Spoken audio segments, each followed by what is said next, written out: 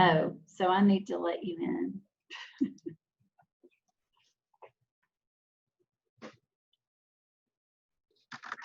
There you go. I am, oh, I'm going to turn my phone off. So I am going to spotlight you.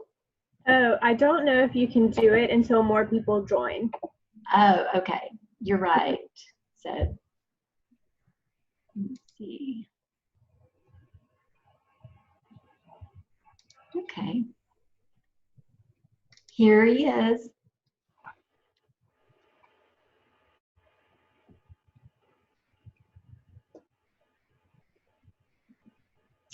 Tim, are you there?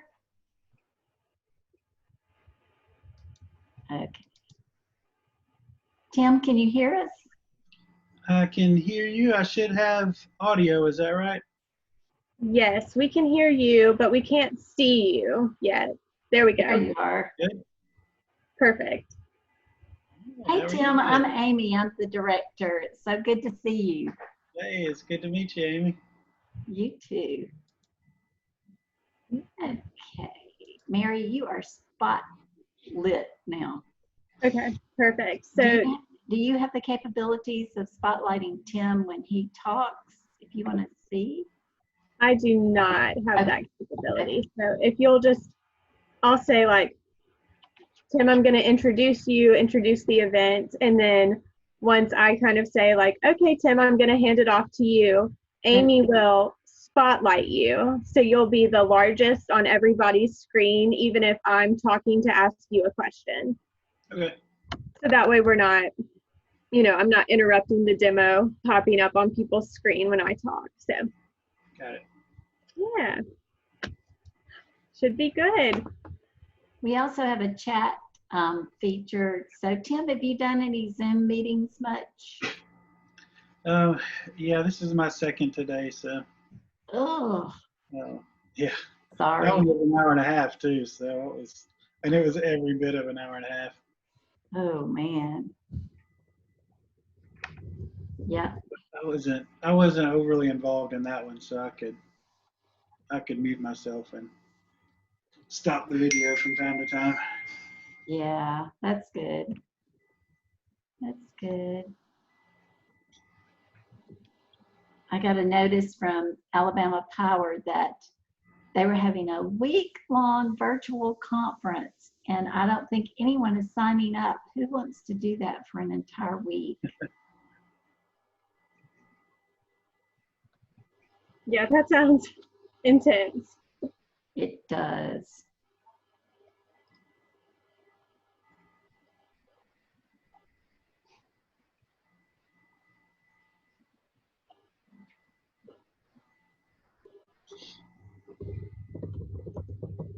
So Tim, that's where you're going to be demoing? You're going to be that close to the camera? Yeah, will that work okay? Yeah, I think so. If you can hear me and I can hear you, I think we're good to go. Yeah, I've got my air conditioning unit on. Is that something that's bothering you? Can you tell? I can't. Okay, good. Yeah. Hey. So Exa has just joined us.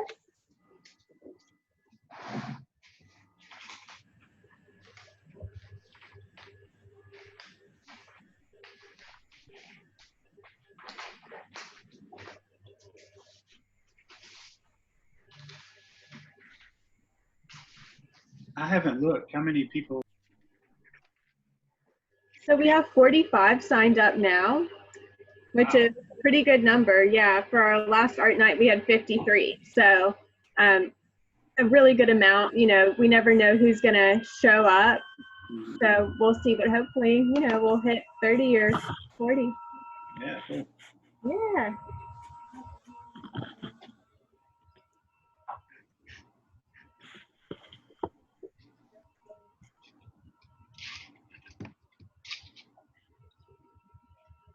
So Mary, I'm going to mute everyone or leave people muted except for you. And do you want Tim to mute and unmute himself? It doesn't really matter, Tim. My intro won't be very long, so if you're comfortable just hanging out unmuted, that would be fine with me. But if you want to mute yourself and then unmute yourself, that works too. Yeah, it's fine. Yeah, if you have a screaming mad customer rush into your studio, you're free to mute yourself. We'll be okay. Yes. They'd only be screaming from excitement over your work, I'm sure. Screaming mad kids might be a better possibility. Oh, well, that's good. How many kids do you have, Tim? How many kids do you have? What's that? How many kids do you have? 3, 3. 4, 8, and 12. Yeah. And we're working on another adoption, so hopefully by the end of the year we'll have 4. Yeah. Wow.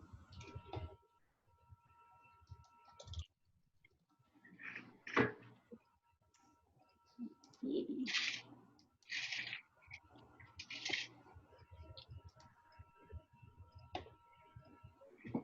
Have you guys opened up yet?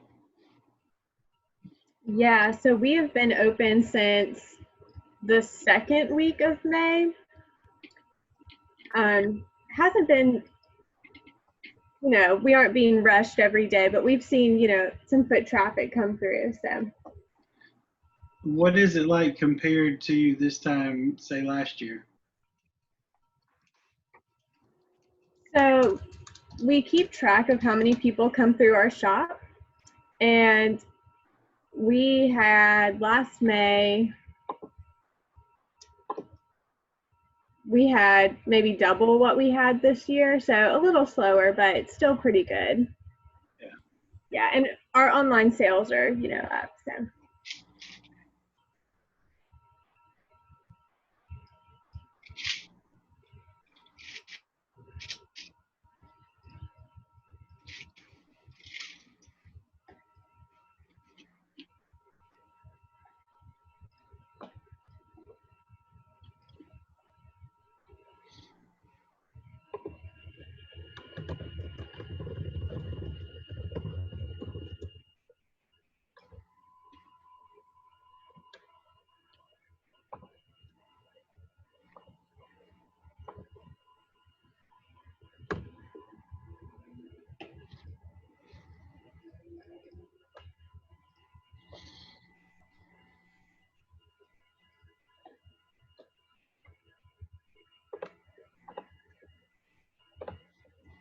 So we are just going to give everybody a few minutes past 4 o'clock to join in. So bear with us.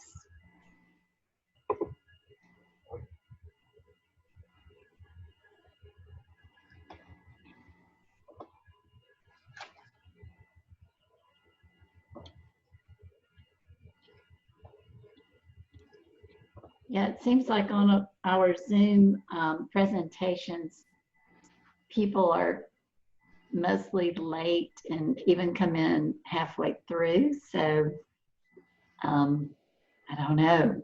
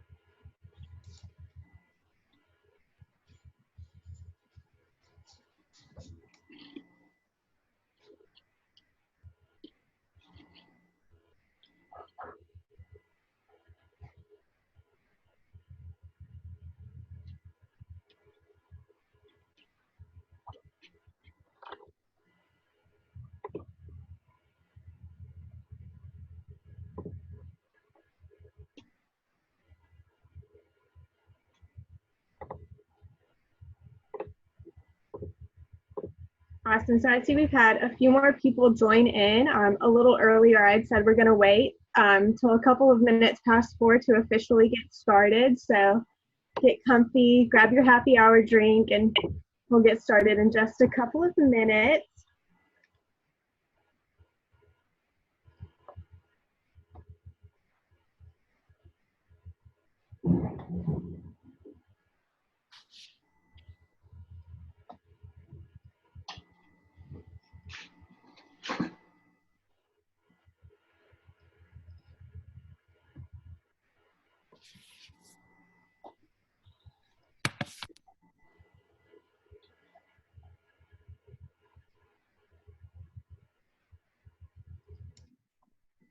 So we are located in a downtown historic district, and there is just a huge cloud of thunder outside. So we're keeping our fingers crossed that we don't lose our internet. So.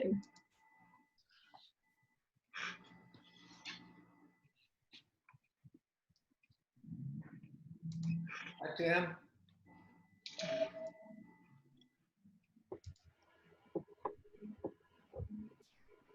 Is that Jeff? That's Jeff. Yep. Hey. It's a test. Haven't seen you in so long. I hardly Yeah, we gotcha. remember what you look like. So.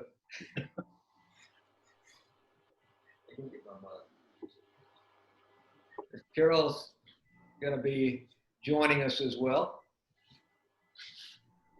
Hey, Carol. She's stepped away for a second. She'll be right back.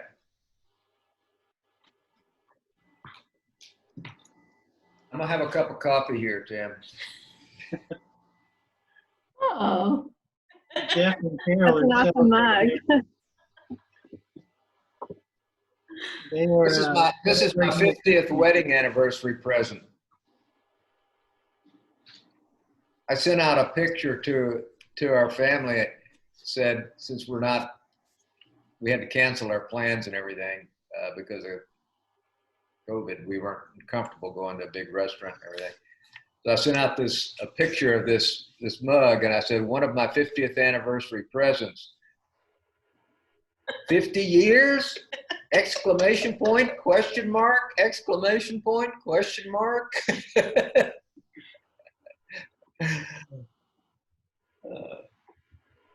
well, happy anniversary to you guys. Thank you. There's Carol. Hey, Carol. Hey, Tim.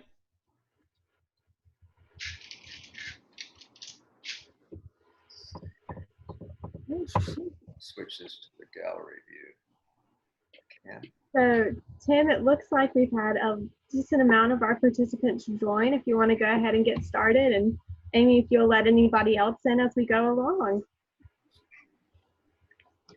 So hey everybody, for those of you who don't know, I am Mary Bell. I'm the gallery shop manager here at Kentuck Art Center, and we are so thrilled to be hosting this happy hour with Tim Whitten, and I hope it's going to be a welcome break from the busyness of the week. And basically the reason we're doing this is not only because Tim has wonderful work and is a fantastic artist, but earlier this year he was scheduled to exhibit in our museum gallery in our main building, but due to COVID-19 we had to cancel that. And so we are just really glad that we were able to coordinate with Tim so that we can bring his work to our audience and his friends, and get to see him work his magic, and we're hoping to welcome him in person soon. For those of you who are new to Tim's work, I'm just going to share a little bit about him. He is originally from Alabama, but now lives in South Carolina, where his studio is right now. And he started off not as a potter, but as a collector of the folk pottery of the Carolinas and North Georgia. And while he was collecting, he got kind of the bug to want to try to create ceramic work as well. And it was about a decade ago when he sat at a potter's wheel for the first time, and he considers himself self-taught, although I'm sure he's had several mentors along the way to help guide and support his journey as an artist. And so I'm not going to steal all of his tidbits. I'll let him share a little bit more, but that is basically Tim's story in a little tiny nutshell. And before I pass it over to him, just a few things. If you guys will keep yourselves muted, and that way, we won't have interference with the audio. And if you have any questions throughout the demo, feel free to put them in the chat, which is located at the bottom of your screen. If you'll just type those in, I'll moderate and ask Tim as he's demonstrating for us, and we'll have a nice little conversation going. So without further ado, I'm going to pass it over to Tim. Yeah, thanks. This, maybe not obviously, but this is a first for me in doing it in this format. My typical demos are done face-to-face, so it's a lot easier for me to gauge when people have questions, when they may be following along or not. When I may need to speak up or repeat something, it's a little bit easier for me to read people. As we're going along, I want to encourage everybody to ask those questions, put them in the comment bar. Just kind of help me keep the flow of the conversation going a little bit better. A little bit of background on me personally and my, I guess the way that I've gotten into folk pottery and specifically face jugs.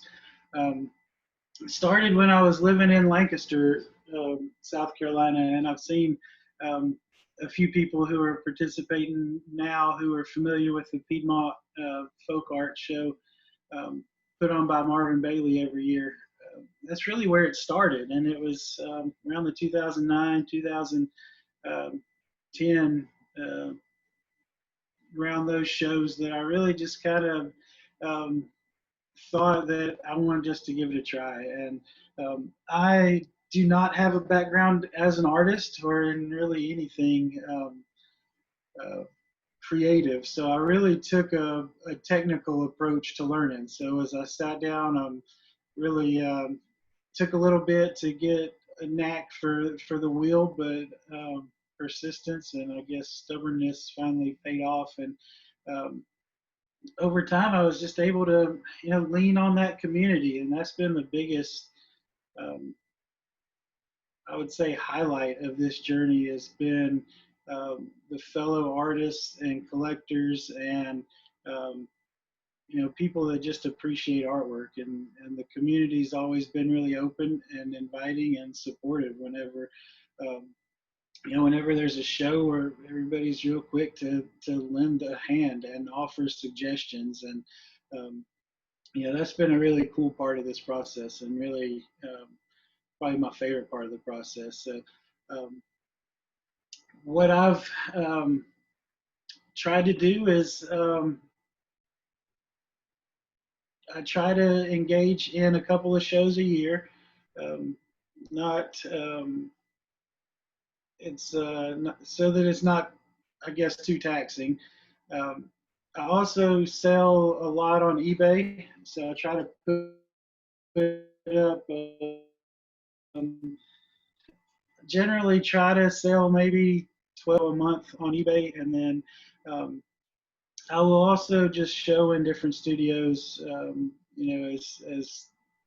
As it comes along and people are interested, then I'll work it out that way. So I also will do some commission work, and so I try to interact a lot with people, find out what they're like and what they don't like, and what's moving, what's not. I think that's a big part of one of the benefits I like to eBay is you find out what the market is interested in, and then shows are always a good time to get good feedback too. And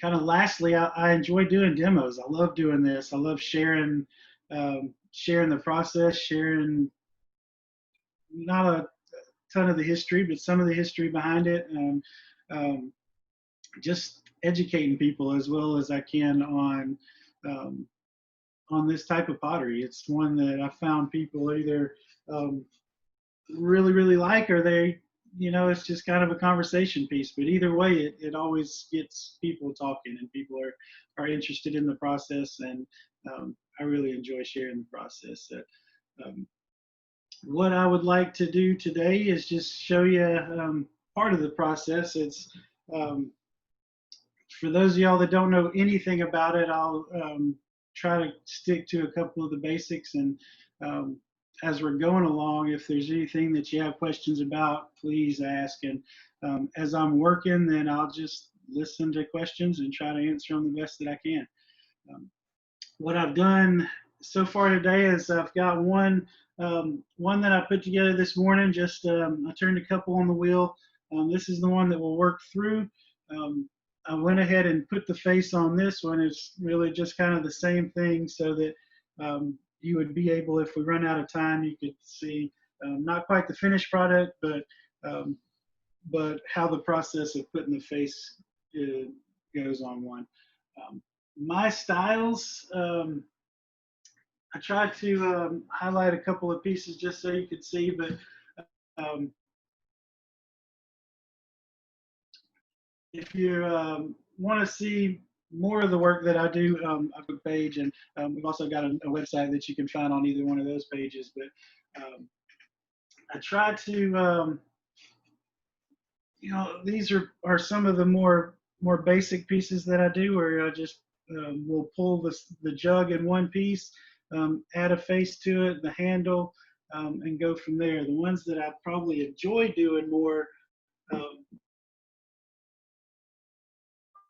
are a little bit more complicated, require a little bit end result,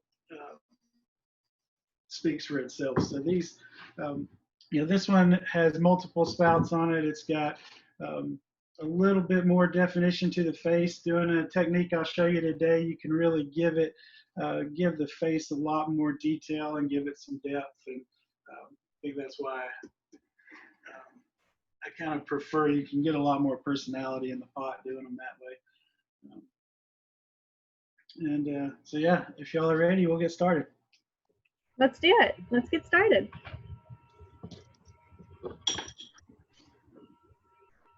So on these, I start out and I just leave them open. And the main reason for me doing that is just so that I have access inside the pot and I can work from the inside out. And so as I'm able to do that, you're able to really get some of that depth. And different potters have different styles and different techniques. And the way that I'm doing this one is pretty much how probably 95% of mine go. I just kind of get in a rhythm of putting on different features and kind of in that same process. And so after this, you'll be able to have a pretty good idea on how all of mine come together. So I usually always start with just the chin and then get the mouth started, just really more for placement than anything else. Nose, and then start the eyes. So Tim, do you base your face jugs on people that you know, or is it just all imagination based? Yeah, it's really imagination based. I'm not one that can sit down really with a picture and try to mimic it. I really kind of let the pot kind of do its thing. Once it gets started, it tends to take on its own personality as we go. And so yeah, that's how they tend to work. A lot of times I may have an idea what direction I'm going with it, but inevitably it always veers off course as I get started. So once I've got the features placed like this, then I'll just start with cheekbones. And this is really doing it this way versus starting from the outside and adding clay. This is where you can really get some good depth to your work. So Tim, I know that, functional potters, most of the time they want their pieces to be thin, light as possible. Do you have to throw thicker vessels for this technique to work? It depends. Usually I leave it a little bit thicker on the top as I'm working. To support the weight. So as I'm adding on the other pieces, you've got to be able to support that weight on there. The thinner pieces obviously won't hold up as well as you start adding that weight. Mm-hmm. And then also as I'm turning, if I wanted to cut wheel and finish it out as one piece, I would have that extra clay up top to work with. But yes and no. I mean, in some ways you can, some artist work, you can pick up a face jug and it's, super light. Others tend to be a little bit heavier. And then I think mine are probably in between. Mm-hmm.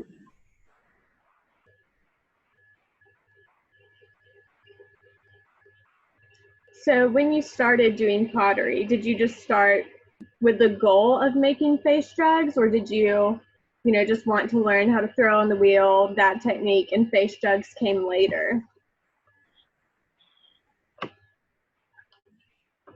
I wanted to get into face jugs that's what I started collecting. That's what I've always been drawn to. I started out though learning just, my first project was an empty bowls fundraiser, and you just sit down with a pound and a half of clay and you just turn a bowl and turn a bowl and turn a bowl and turn a bowl. And to me, I got bored with it, just turning bowls. It was one of those things that for me personally, I kind of liked putting faces on stuff. And I've always, for me, if I have a choice of making a plain coffee jug or coffee mug or one with a face on it, I'm going to pick a face every time. I just like the personality and just that extra oddity, I guess. Yeah. So can you explain the technique that you're using? Mm-hmm. Yeah, so now I'm just adding, so right now I'm adding the nose, and all I've done is kind of get the rough shape for it.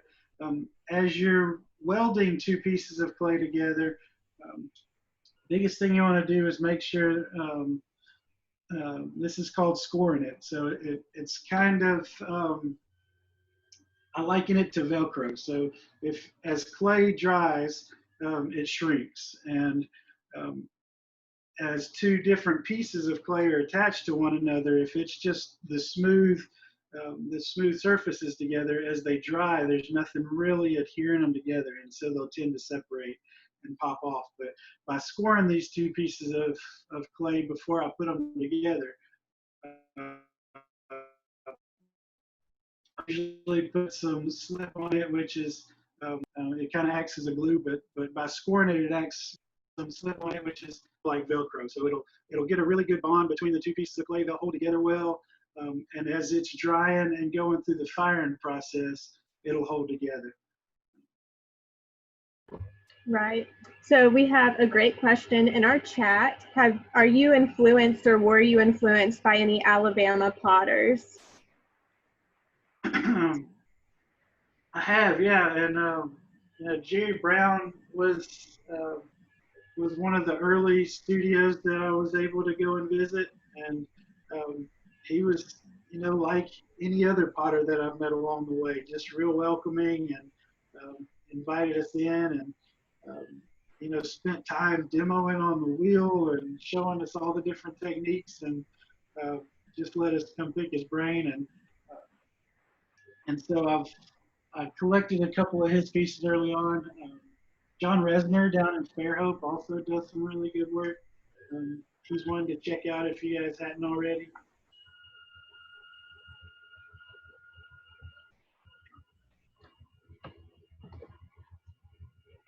What was the name of that potter again in Fairhope? John Resner.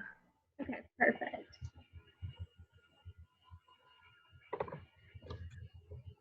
So you say you have a couple of Jerry's pots in your collection. How many face jugs do you have? I don't know.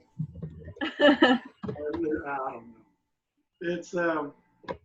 It's one of those things that it's fun because I collected a lot at the beginning, but now going to shows, I've got a bad habit of trading with other artists,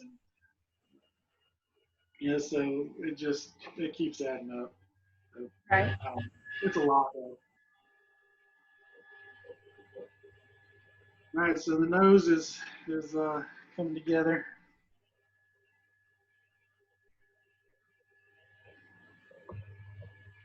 So after I've got the nose on it, don't have one handy, but I tend to like to use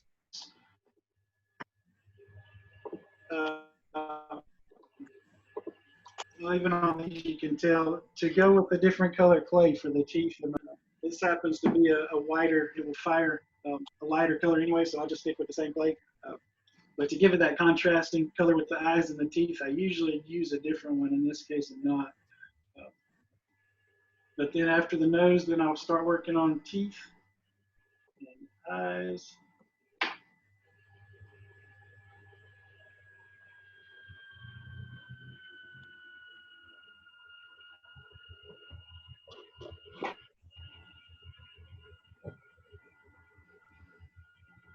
So Tim, do you use clay that you buy, or I know some potters dig their own clay and process it themselves?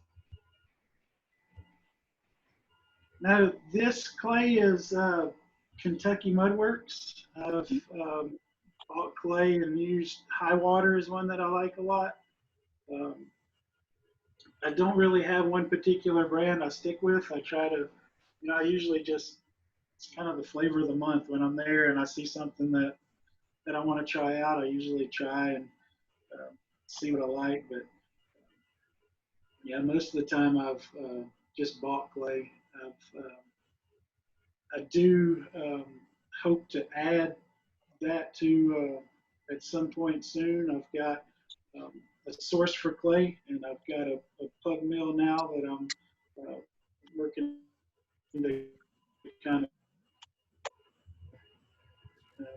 get up and running again, and so hopefully long and I'll be able to process my own.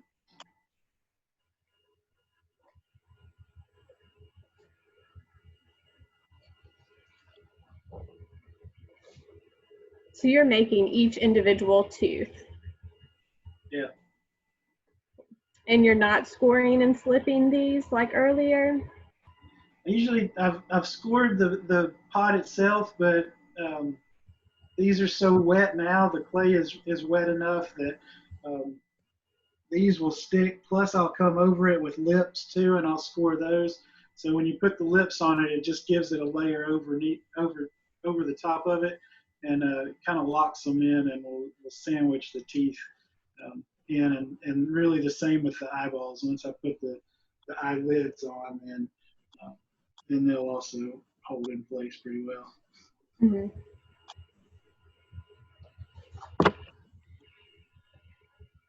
Really don't think I've lost many eyes or teeth during the firing process. Occasionally I will lose an ear or a nose, but it's pretty rare. It doesn't happen a lot. When that happens, do you count the pot as lost, or are you like, awesome, this is just another character trait of that face jug? No, usually I just scrap them. Yeah.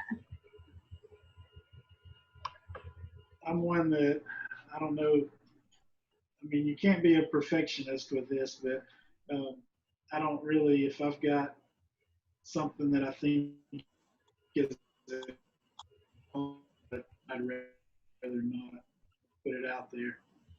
Right. And so if you can see, I got the bottom lip on, and it just kind of locks those bottom teeth in now, and they can't go anywhere. Mm-hmm.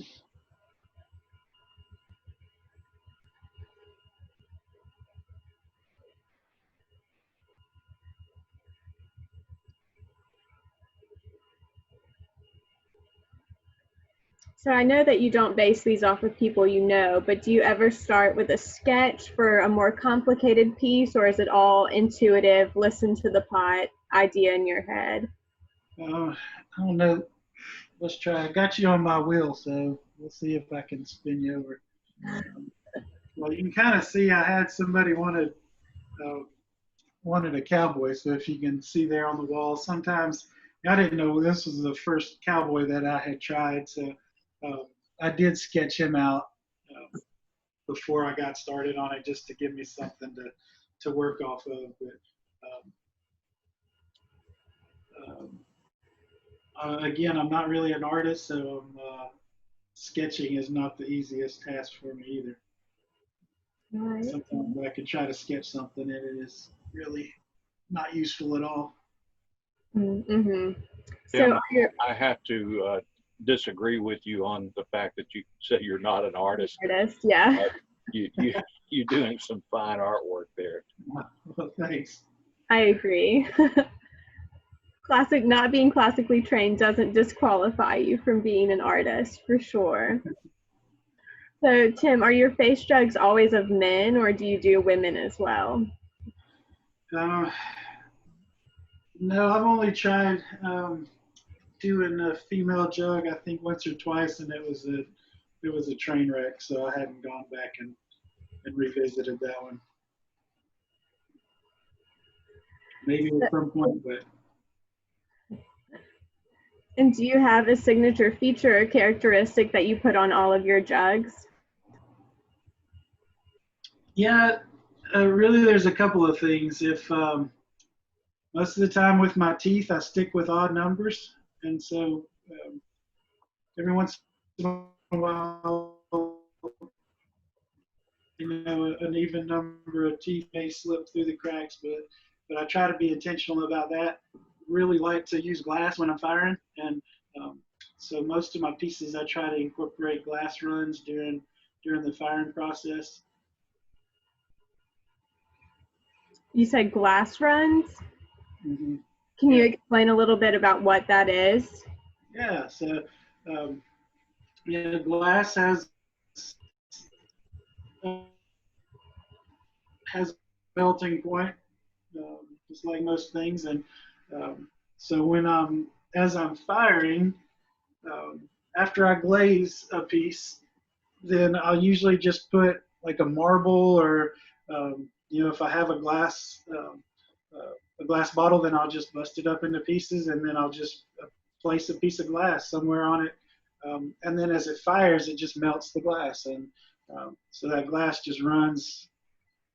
It just kind of gives it a different feature, but one that I've always really enjoyed using and incorporating. Yeah, that is really neat. I've never seen that technique of the glass run before. I've seen, people put glass in the bottom of dishes, but never using individual shards to create that on the surface. That's really cool. So someone wants to know, what's the price range for your jugs? It ranges from the size. I usually try to price them based on sizes, and it's usually, depending on the size and how much work goes into it, they range anywhere from usually 40 to 100 to 120, depending on just how elaborate it is. Right.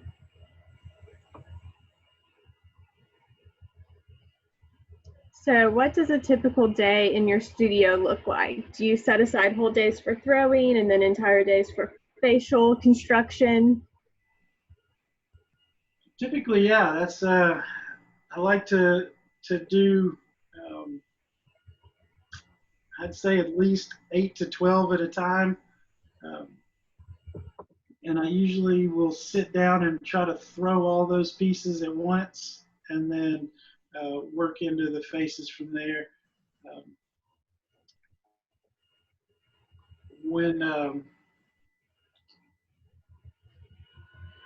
Usually it takes me with a batch like that a couple of solid days to get them done start to finish. So I'll spend a couple hours throwing the pieces, and usually the next day I'll let them dry for a few hours and then come back to them and try to put all the faces on. And then while those are drying, come back and do another batch. Mm-hmm. So have you ever done a laughing face jug? I have. I've really just kind of experimented. Just depends on my emotions kind of play into it, depending on my mood. you know what's going on around me. Sometimes I'm going to kind of push it that way, and you know, sometimes I'm not quite in that mood, and you'll end up with a devil smoking a cigar back there. So I don't know. It just kind of depends on what hits me that day. Right. So your family walks into the studio and can say, "Ooh, I need to get out of here," based on the face jugs that Tim is making. Yeah. No, it's funny. Some of y'all know me, and I work for the church. So, you know, the reason that we came to South Carolina in 2009 was that I came and went to seminary, and I think the irony is the devil jugs are probably one of my favorite things to do. I've always been drawn to them. It was some of the first ones that I started with my collection, and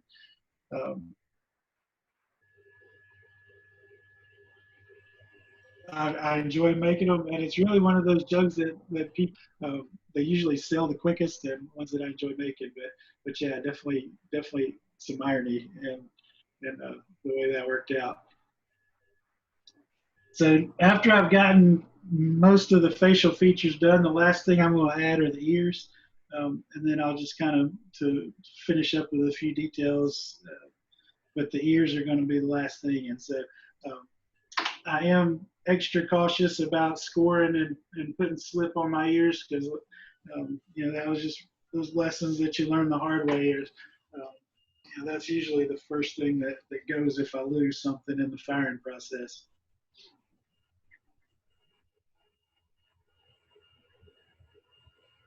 And so just like I did the nose, I usually start on the bench and just get a rough shape of an ear.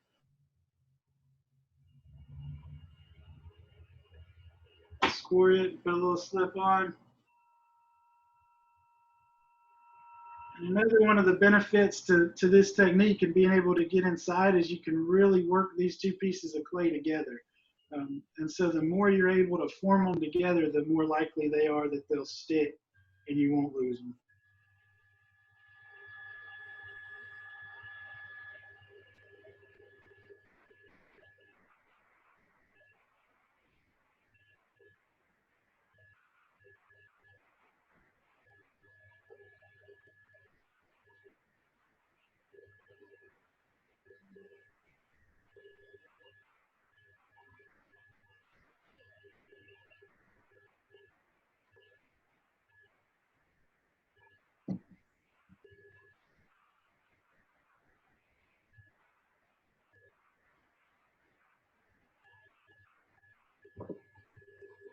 Most of my pieces will also have ears that stick out. I don't, you know, I've done a few that try to incorporate more realistic ear features, but again, it's one of those preferences I have. I just kind of like the way it looks a little bit better when they're out.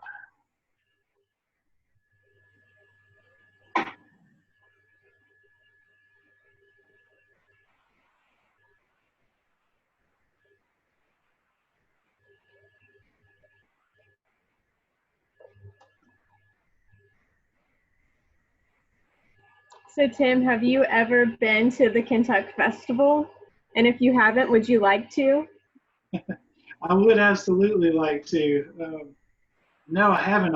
In fact, I think that was probably the first time I reached out to you was that I had missed the deadline for it, and just kind of wondering what my options were for it. And if I remember right, I think that was probably our first communication that we had. And so, yeah, I absolutely would like to. But no, I have not been. And part of that was just, you know, life circumstances being in South Carolina and just not being able to work it out.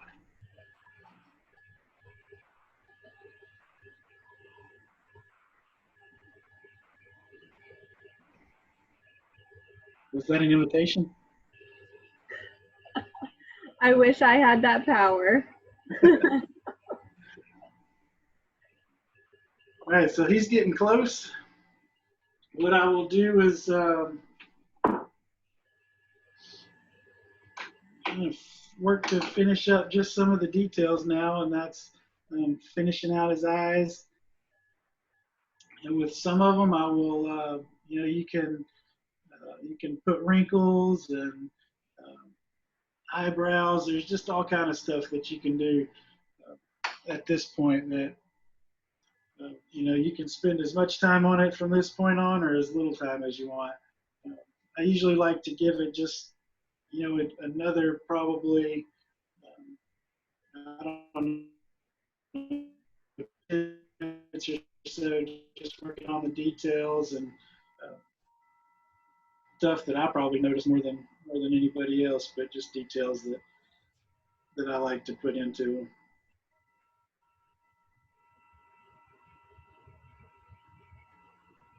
So what kind of details would that be?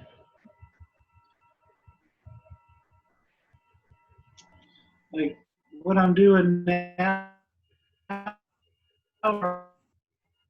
I use a different color, just put a different color clay in there, just to give the eyes, just to give them that color contrast. Sometimes I'll use an underglaze, so I'll leave them white and then just underglaze maybe a light blue and a black, or just something like that on them. But sometimes I'll just leave them solid white. But most of them, I'm kind of in a season now where I like to use that clay and just offset the color. This one, most of them I like having eyebrows. I think it's something that you can get a lot of expression in a face with the eyebrows themselves. So most of my pieces will have eyebrows. And again, that's really something that I really like because it can change, it can change the whole, emotions of the pot. You can get an inquisitive look, you can get an angry look, you can get a dumbfounded look. You can do all those things just by how your eyebrows.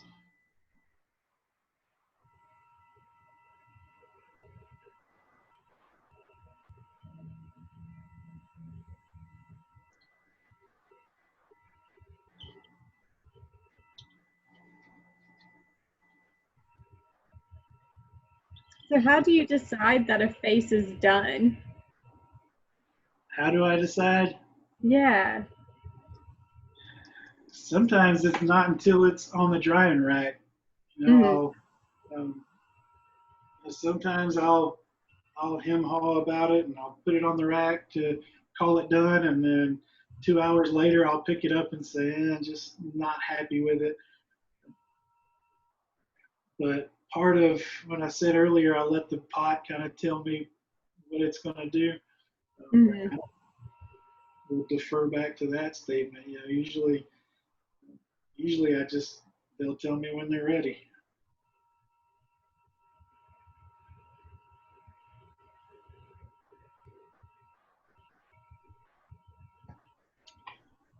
And so there's some things now you can do, and you can come back and work with some of your tools to, maybe add wrinkles, just add some features, maybe, on top of the chin, just to kind of, just give it a little bit more expression. And then you'll find with a lot of your glazes, depending on how they flow and how they run, your wrinkles, the glaze will pool in those wrinkles, and it'll give it a lot more depth and pop. So Tim, what type of tools do you use to process? I try to really not use a lot of tools. And so this part of the process, I really just will use some, that's kind of my go-to when I'm working on faces. It's got a point on this end, something that I find myself scoring a lot with that one. And then this just is the end that just kind of helps me, kind of be an extension of my thumb, and I can just smooth corners out with that. As far as putting faces on, I kind of stick to that, and then I'll use this to score with on some of the bigger stuff like noses and just that scoring tool. When I'm on the wheel itself, I have a couple of wooden ribs that I use, and that's about it. Um, I don't like using a lot of tools as I'm working. They just kind of get in the way, so I've tried to limit it. And you know, when I can get away with just using my fingers and my thumbs, that's what I'd rather use, is just use my hands to get it. But since I can't get on all the nooks and crannies, that's what I'll use. And then a sponge, of course.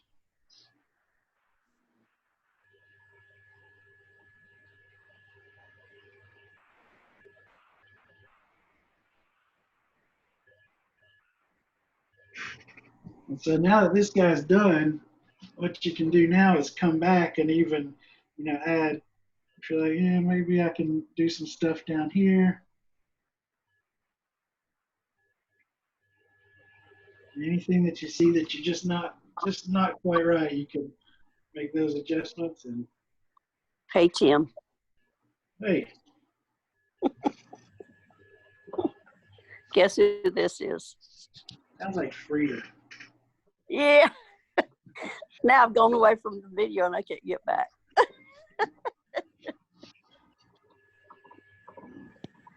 So in this case, I would call this face pretty much done. What I'll do now, ideally, I would have already thrown the additional pieces.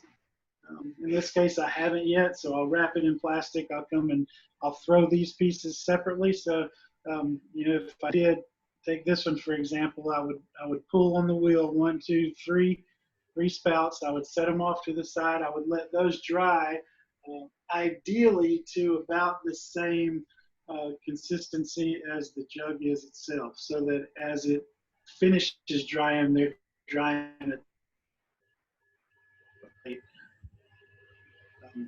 And there will be less prone. And so what I'll do is throw those pieces. I'll come back and kind of put a top on it. Usually I'll just pull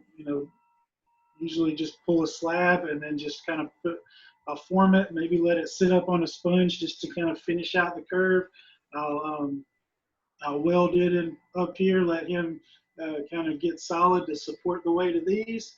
And I'll use a torch for that, or maybe a heat gun, and then I'll add those pieces on. And as I'm adding those, I'll cut the holes so that it's a functioning jug, and add the handle and call it quits. Sound the bottom and let him dry. Great. Well, we have a couple of more questions. So do you make any face jugs with beards or mustaches? I do. I really, I've done a few with beards, but mostly mustaches. If I'm going to add something, that's one of the features I like adding. I think a good handlebar mustache is a good addition to them. Cigars are one of the things that I like to add if I'm adding something. Yeah, cowboy hat was the most recent addition. That was probably one of the more tricky ones that I've done. Yeah. And where can we buy your jugs at? We've got a website, my wife and I. She's also an artist, so we've got the wittensartstudio.com. We've got most of my pieces can be found there, and then I'll also sell on eBay, so you can usually over the weekends I try to post up on Thursday nights and let those run through the weekend. Awesome. Where can we find your eBay listing? Is it on your website? It is not. It's just T. Whitten. Okay. Awesome. Any last minute questions out there?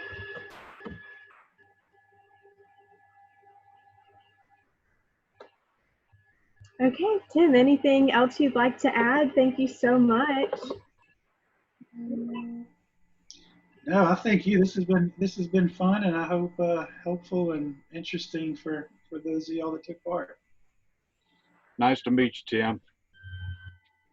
Thanks. Yeah, thanks everybody for joining. Feel free to leave the meeting whenever you'd like, but if you want to stick around and ask a few more questions, we'll do our best to answer, and we'll give it maybe 3 or 4 minutes of just hanging out. How about that?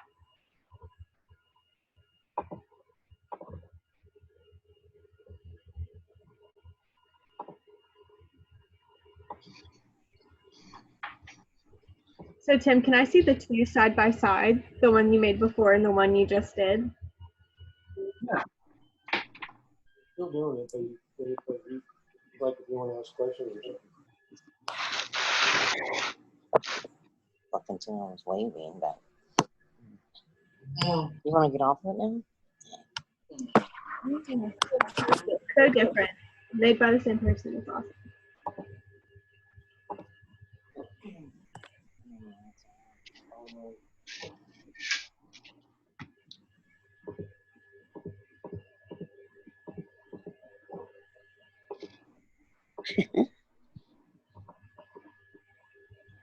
You are so talented. Thank you. It's incredible. I definitely never thought it would take, 30 minutes just to make a face appear in the side of a pot. You make it look so easy, but I know it's not. Yeah, I should have counted how many, but I really have no idea how many faces I've put on.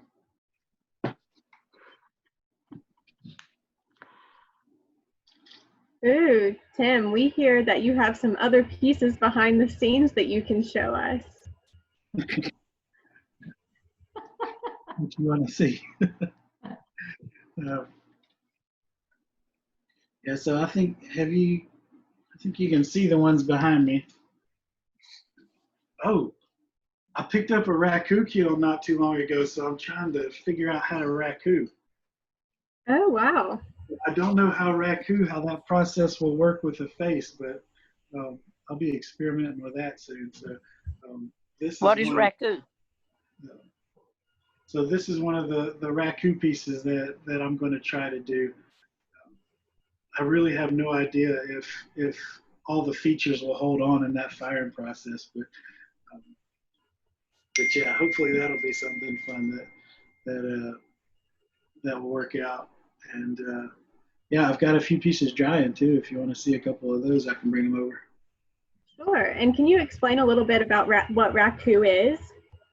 Yeah, I'll be right back. Yeah, definitely.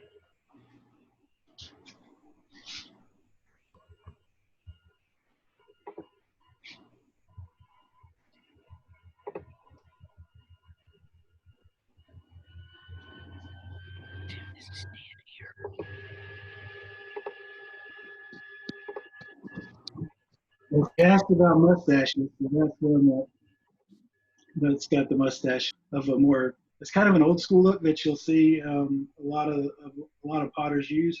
Kind of go to that look, and so that's kind of an ode to some of the old school pottery.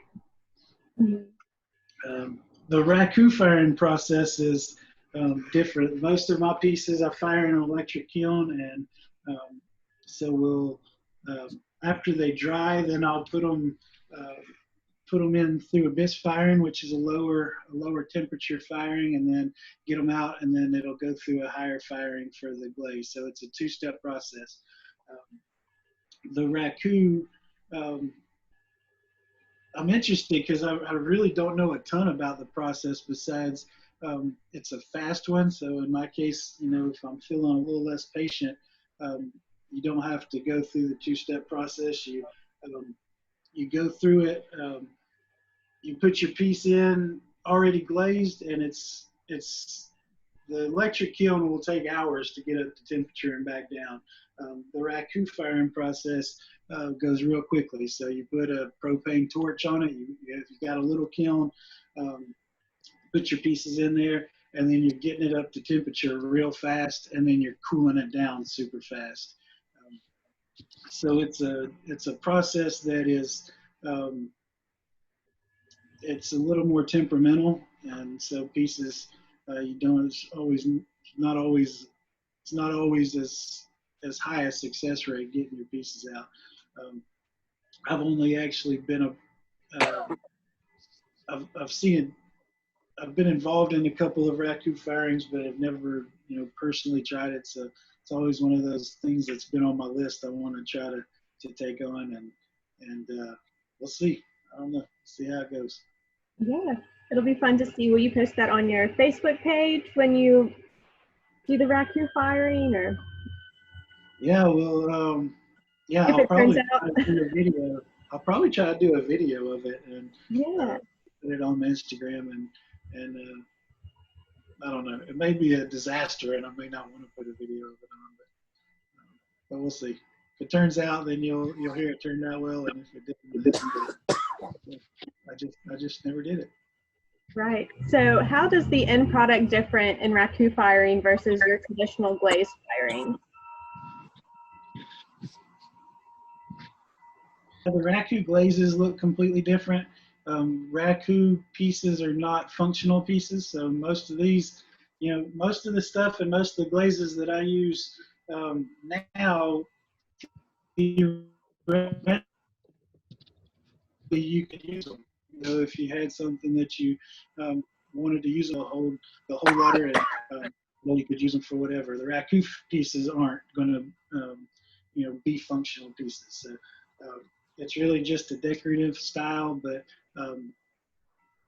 there's different techniques too with Raku, and I'll be learning those obviously as I go. But yeah, it's just it's a unique look that, once you see it, you'll identify it pretty quickly. One that I probably can't describe. Right. So we have one more question. Why do you put 3 spouts on some of your jugs? I don't know. Just character. Yeah. It's I just gotta try to push it. I